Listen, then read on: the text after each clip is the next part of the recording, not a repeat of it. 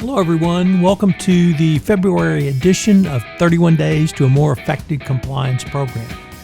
Over the next month, I'm going to take a deep dive into the role of human resources in fully operationalizing a best practices compliance program.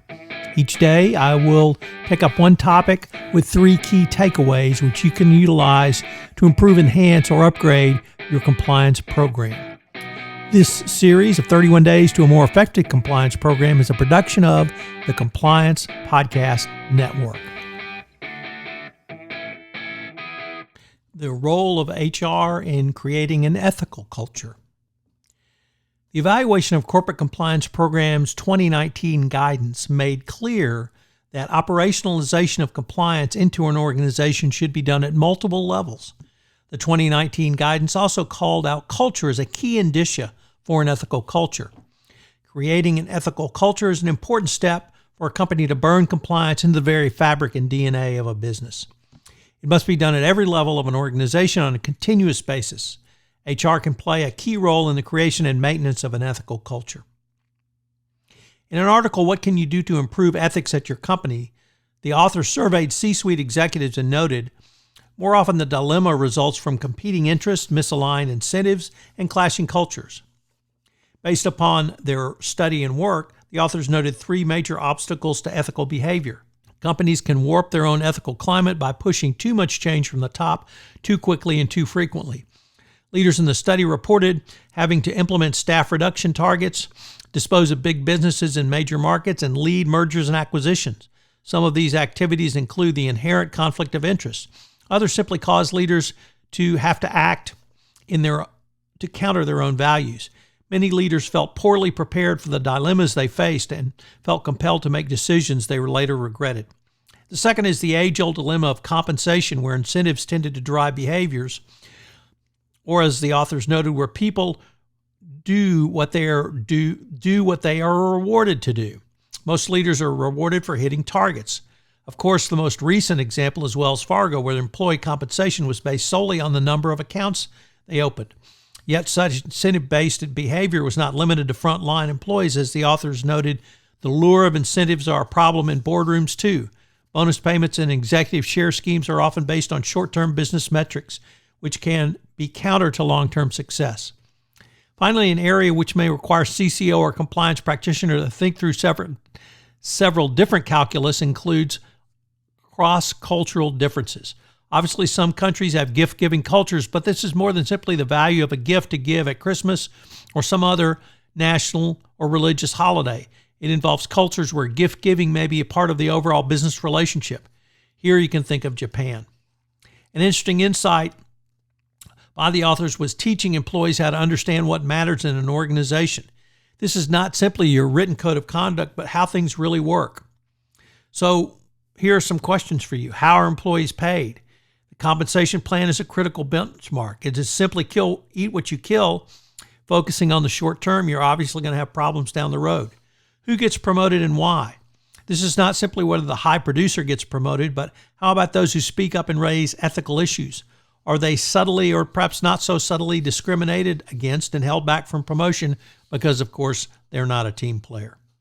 How do employees feel about their organization? Although it may seem straightforward, if your employees are disengaged or worse, ashamed about your company, you may have an ethical time bomb waiting to happen. What about incentives to drive organizations to improve their ethical climate?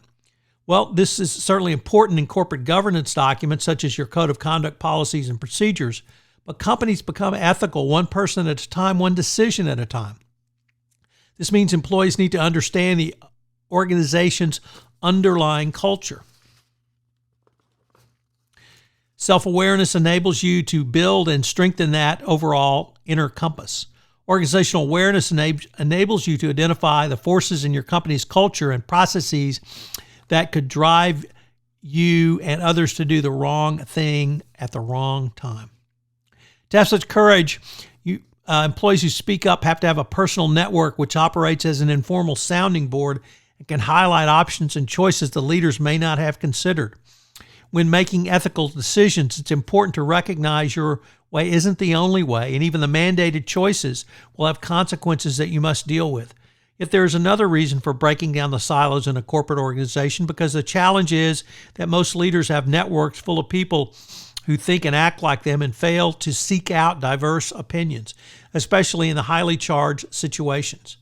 Instead, they hunker down with people who have similar values and beliefs. This can lead to particularly dire consequences in a cross-cultural environment. Finally, perhaps most intuitively, is speaking up.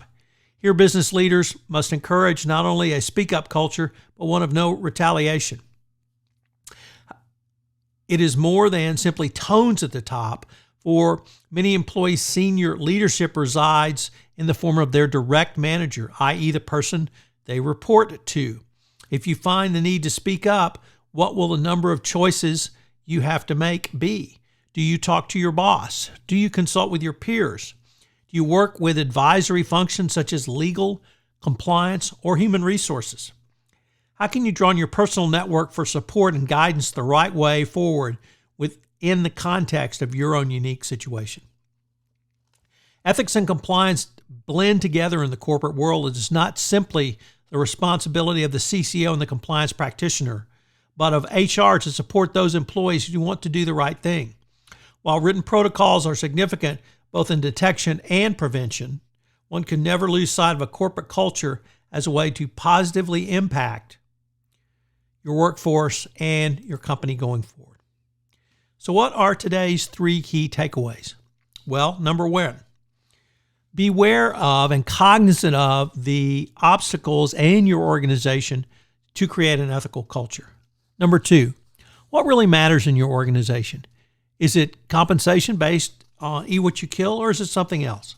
And then finally, a speak-up culture will improve the operational performance of your business.